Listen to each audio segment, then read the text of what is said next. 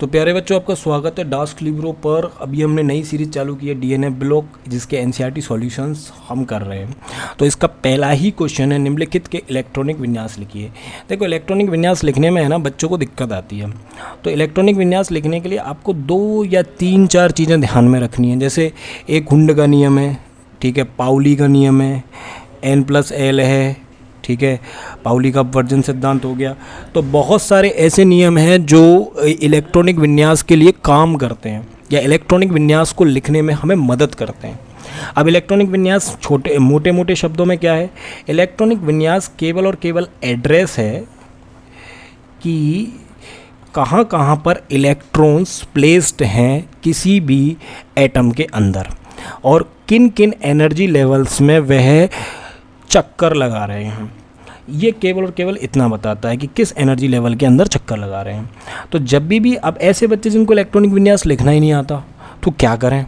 तो हमको एक बात याद रखनी है कि हर एनर्जी लेवल के अंदर, जैसे हर घर के अंदर कई सारे फ्लोर्स हो सकते हैं, पहला फ्लोर, दूसरा फ्लोर, तीसरा फ्लोर, चौथा फ्लोर, लेकिन हर फ्लोर के अंदर कमरे अलग होंगे और कमरों के अंदर कमरों का साइज छोटा बड़ा भी हो सकता है। तो इसके अंदर जो फ्लोर्स हैं उनको अपन बोलते हैं ऑर्बिट्स, और ऑर्बिट या फिर कोश, और कोश के अंदर कुछ उपकोश हैं जैसे S, P, D, F। तो हमें पता है कि S के अंदर केवल 2 इलेक्ट्रॉन्स आ सकते हैं, इससे ज़्यादा इसके पास स्पेस नहीं है।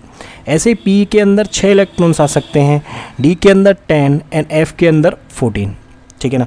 ये हमें याद रखना है। ऐसे बच्चे जिनको बिल्कुल भी लिखना नहीं आता तो आज उनके भी डाउट्स क्लियर हो जाएंगे और हमारा एक क्वेश्चन भी हो जाएगा, ठीक है। S के अंदर हम 2 प्लेस कर सकते हैं, P के अंदर 6 एंड D के अंदर 10 एंड F के अंदर 14। तो देखो, सिंपली एक ट्रिक है, जैसे आप जानते भी होंगे, अगर नहीं जानते तो फिर भी सुन लीजिए कि हम क्या करेंगे। पहले अपन बात करेंगे फर्स्ट फ्लोर की।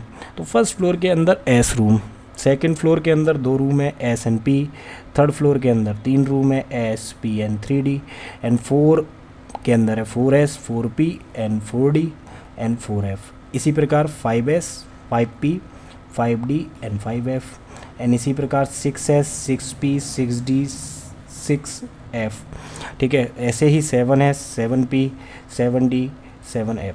तो अगर हम इन तीनों रूल्स को अप्लाई करते हैं तो पहले इलेक्ट्रॉन कौन से एनर्जी लेवल में जाता है? तो 2 बातें याद रखनी है कि पहले किस एनर्जी लेवल में जाएगा, किस ऊर्जा स्तर में जाएगा, क्योंकि हम जानते हैं कि इलेक्ट्रॉन स्थायी होना चाहता है और स्थायी होने के लिए क्या करता है, वह अपनी ऊर्जा को कम करता है। आप 10-15 दिन खाना पीना बंद कर दो, आप बेड पकड़ लोगे और बेड पे लेटा हुआ आदमी सबसे ज़्यादा स्थायी होता है, ठीक है। और अगर आपने बाज़ार से ला करके कुछ अच्छी गोलियां खा ली तो आप दौड़ने लग जाओगे, ठीक है। तो जितना ज़्यादा वो स्थायी होना चाहेगा तो इलेक्ट्रॉन उतनी वो अपनी ऊर्जा को कम करना चाहेगा। तो ऊर्जा को कम करने के लिए हमें क्या करना है, हमें उसका एनर्जी लेवल डाउन करना है और एनर्जी लेवल डाउन करने के लिए कम से कम ऊर्जा में रखना है। तो पहली चीज़ तो हमें ये याद रखनी है कि ये जितने भी इलेक्ट्रॉन्स हैं इलेक्ट्रॉनिक कन्फिग्रेशन के अंदर, वो सब के सब उसके एनर्जी लेवल्स के थ्रू भरे जाएंगे, ठीक है। यानी कि सबसे पहले इलेक्ट्रॉन वहाँ जाएगा जहाँ ऊर्जा कम है, उसके बाद वहाँ जाएगा जहाँ उससे ज़्यादा है, उसके बाद वहाँ जाएगा जहाँ उससे ज़्यादा है। दूसरी बात हमें याद रखनी है कि S के अंदर 2 से ज़्यादा नहीं भरे जा सकते, P के अंदर 6 से ज़्यादा नहीं भरे जा सकते, D के अंदर 10 से ज़्यादा नहीं भरे जा सकते, F के अंदर 14 से ज़्यादा नहीं भरे जा सकते। तीसरी बात कि कुछ हमको एक्सेप्शंस मिलते हैं और वो एक्सेप्शंस मिलते हैं इस स्थायी के कारण कि भैया क्या चीज़ स्थायी हो रही है और क्या चीज़ स्थायी नहीं हो रही। तो हम कहते हैं कि अगर मान लो कि हमारा p ऑर्बिटल है वो अगर पूरा भरा हुआ है कि उसके अंदर अगर 6 के 6 ही इलेक्ट्रॉन्स आ गए तो हम कहेंगे सबसे ज़्यादा स्थायी है। फिर अपन ये कहते हैं कि अगर ये आधा भरा हुआ है यानी कि 3 इलेक्ट्रॉन्स आ गए तो हम कहेंगे कि ये इससे कम स्थायी है लेकिन औरों से ज़्यादा स्थायी है। जैसे 5 आए तो ये पूरा भी नहीं भरा आधा भी नहीं भरा, 4 आए तो ये पूरा भी नहीं भरा आधा भी नहीं भरा, 2 आए तो ये पूरा भी नहीं भरा आधा भी नहीं भरा, 1 आए तो ये पूरा भी नहीं भरा आधा भी नहीं भरा। तो हम क्या कहेंगे कि 6 वाला अगर 6 के 6 इलेक्ट्रॉन्स आ जाएं तो ये सबसे ज़्यादा स्थायी है, अगर 3 आए तो ये थोड़ा सा उससे कम स्थायी है, और अगर ऐसे नंबर्स आते हैं तो हम कहेंगे कि ये अस्थायी है या कम स्थायी है। कम स्थायी शब्द ज़्यादा अच्छा रहेगा अस्थायी की तुलना में, ठीक है। तो हमें ये याद रखना है कि इसका अर्धभरित 1 होगा, इसका अर्धभरित 3 होगा, इसका अर्धभरित 5 होगा, इसका अर्धभरित 7 होगा। तो ये नियम को बाईपास करते हैं क्योंकि यहाँ स्थायित्व का एक नियम लगता है इन तीनों नियमों को मिलाने के बाद में। ठीक है। तो अब हमको क्या करना है, हमको चेक करना है कि कौन सा एनर्जी लेवल सबसे ज़्यादा है और कौन सा एनर्जी लेवल सबसे कम है। ठीक है, तो सबसे पहले इलेक्ट्रॉन जाएगा 1s में, फिर उसके बाद में 2s में, फिर 2p में, उसके बाद 3s में, फिर 3p में, फिर 4s में, फिर 3d में, 4p में, देन 5s में, फिर 4d, 5p एंड 6s में, फिर 4f, 5d, 6p and 7s में, और इसी तरीके से सो ऑन वो कैरी करता चला जाएगा। ठीक है बच्चों, तो हमको इलेक्ट्रॉनिक कन्फिग्रेशन लिखते समय इस बात का ध्यान रखना है कि सबसे पहले हमें उसे कम से कम एनर्जी लेवल में डालना है। तो सबसे कम एनर्जी लेवल फर्स्ट s का, फिर 2s का, फिर 2p का, फिर 3s का, फिर 3p का, फिर 4s का, और फिर 3d का। ठीक है जी, तो अब भरना चालू करें। तो पहला है, उसने पूछा है पहला क्रोमियम। अब हम जानते हैं कि क्रोमियम 24 इसके पास इलेक्ट्रॉन्स होते हैं, फर्स्ट s2, 2s2, ठीक है, क्योंकि s में 2 से ज़्यादा आ ही नहीं सकते, 2p6, 3s2, 3p6, बोलो 3d5 एंड 4s1। अब यहाँ 3d4 क्यों नहीं हुआ, पहले 4s भरा जाएगा, ठीक है ना, पहले 4s भरा जाएगा, क्योंकि अभी हमने एनर्जी लेवल का रूल सीखा है। देखो पहले 4s भरा जाएगा, उसके बाद में 3p भरा जाएगा, सॉरी 3d भरा जाएगा। पहले क्या भरा जाएगा, 4s भरा जाएगा, उसके बाद में आपका 3d भरा जाएगा। तो d के अंदर 10 आ सकते हैं, ठीक है, लेकिन s के अंदर 2 ही आएंगे। तो हमको क्या याद रखना है, हमको क्या याद रखना है, क्योंकि 3d 5 पर जाकर स्टेबलाइज हो जाता है, क्योंकि वो अर्धभारित हो जाएगा, इसलिए इसका इलेक्ट्रॉनिक कन्फिग्रेशन 3d5 होगा एंड 4s1। अब बच्चा वो कह क्या रहा है, देखो इसमें इसको एक तरीके से और लिख सकते हैं, क्योंकि आर्गन जो है वो स्टेबल गैस है, आर्गन स्टेबल गैस है, तो हम स्टेबल गैस को रेफरेंस मान सकते हैं। बोलो अगर कोई पूछे कि श्रीलंका कहाँ है, बोलो अगर कोई पूछे कि श्रीलंका कहाँ है, तो हम कह सकते हैं कि भारत के नीचे। बोलो अगर कोई पूछे भारत कहाँ है, तो हम कभी ये कहते हैं कि श्रीलंका के ऊपर, क्योंकि श्रीलंका एक छोटा रेफरेंस पॉइंट है, और छोटे रेफरेंस पॉइंट को हम कैलकुलेशन प्रोसेस में इस्तेमाल नहीं करते। सिंपल सी एक बात याद रखो कि कैलकुलेशन प्रोसेस में हम छोटे रेफरेंस पॉइंट को इस्तेमाल नहीं करते।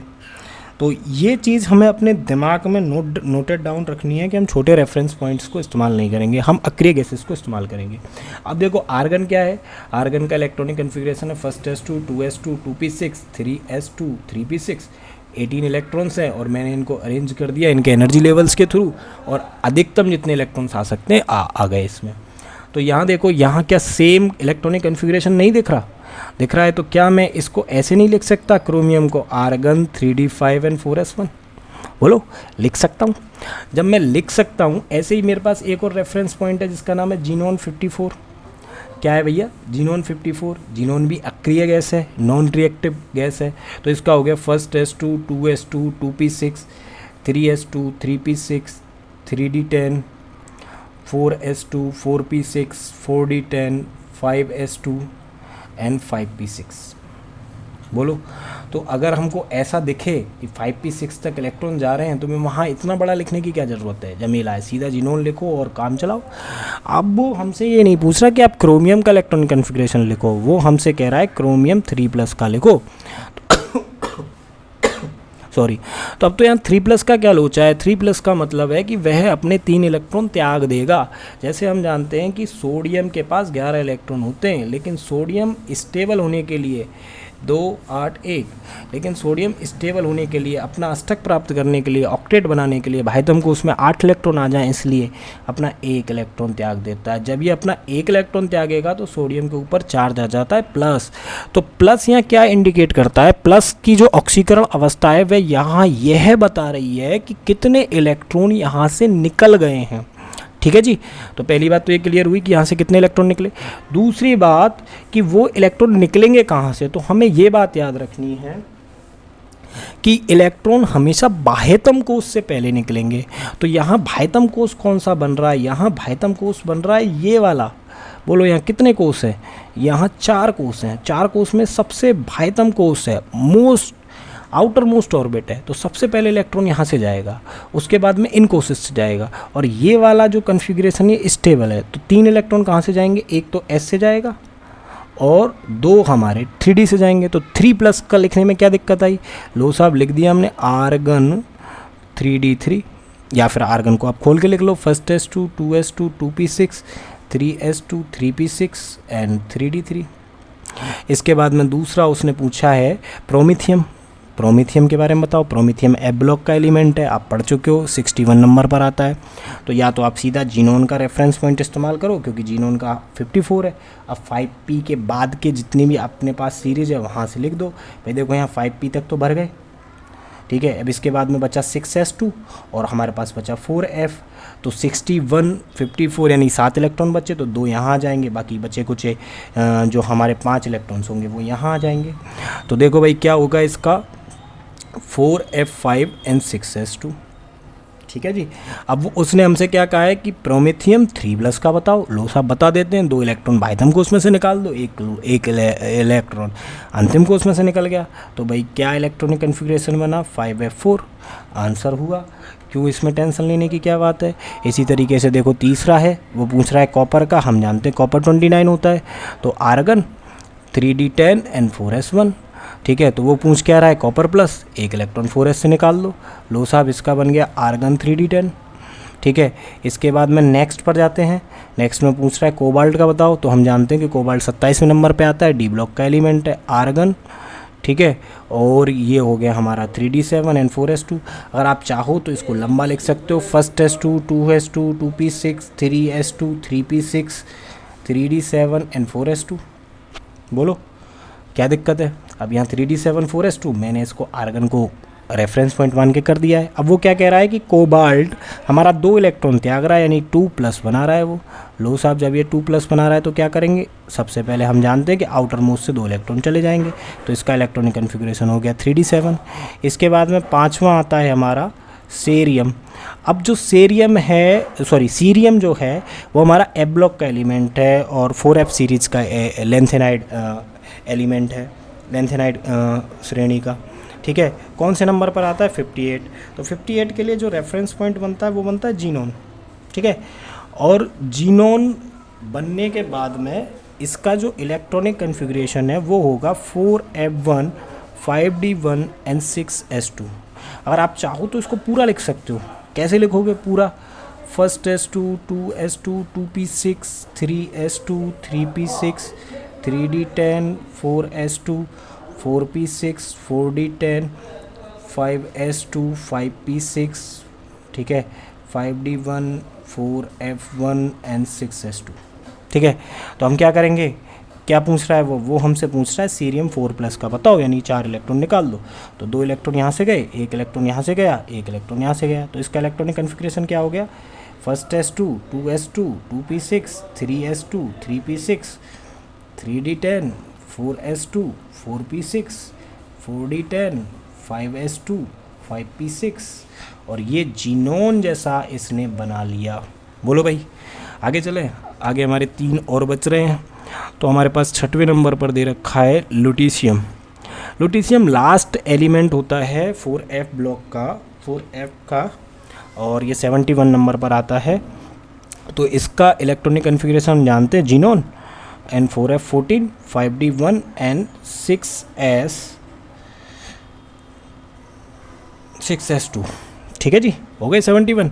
अब ये क्या कह रहा है हमसे, ये कह रहा है सर इसमें से 2 इलेक्ट्रॉन निकाल दो। लो भाई हमने 2 इलेक्ट्रॉन बाह्यतम कोष में से निकाल दिए। लो ये बन गया जीनोन 4f14 एंड 5d1। इसी तरह जो हमारे पास 7वां है वो है हमारे पास mn जानते हैं हम, 25वें नंबर पर आता है। First s2 2s2 2p6 3s2 3p6 और आपका 3d5 एंड 4s2। बोलो हो गए 25 टोटल इलेक्ट्रॉन्स 25। अब वो क्या कह रहा है Mn2+ बनाओ। तो Mn2+ बनाने के लिए हम फिर से 2 इलेक्ट्रॉन निकाल देंगे। 2 इलेक्ट्रॉन कहाँ से जाएंगे? वापस से बाह्यतम कोष में से। तो Mn2+ का क्या हो जाएगा? First s2 2s2 2p6 3s2 3p6 and 3d5। इसके बाद में 8वां है। 8वें में क्या कह रहा है वो? Thorium.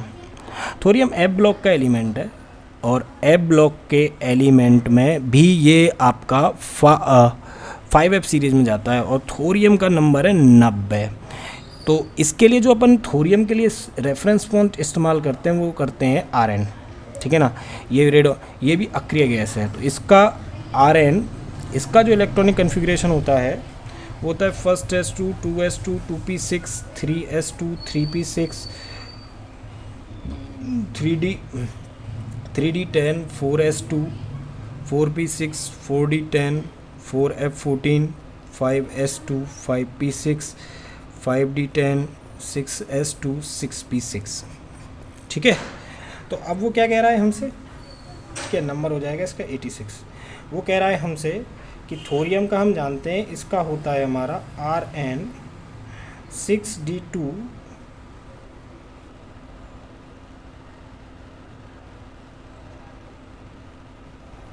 6d2 and 7s2 6d2 and 7s2। तो जब अपन थोरियम का लिखेंगे, थोरियम 4+ का, तो ये चारों के चारों इलेक्ट्रॉन निकाल देगा और इसका जो इलेक्ट्रॉनिक कन्फिग्रेशन होगा वो रेडॉन के बराबर होगा। ये सिंपल की सिंपल हम यहाँ उतार देंगे। अगर वीडियो पसंद आया हो तो लाइक शेयर और सब्सक्राइब करें, थोड़ा सा सपोर्ट करें, क्योंकि अभी हम नया चैनल बना रहे हैं और एक एक करके आपको सारे के सारे क्वेश्चंस के आंसर्स मिल जाएंगे। ठीक है भाई, अगर कोई कॉन्सेप्ट मिसिंग हो, दिक्कत आई हो, तो आप एक बार इलेक्ट्रॉनिक कन्फिग्रेशन के ऊपर बनाया हुआ पूरा वीडियो देख लीजिए। ठीक है, मिलते हैं।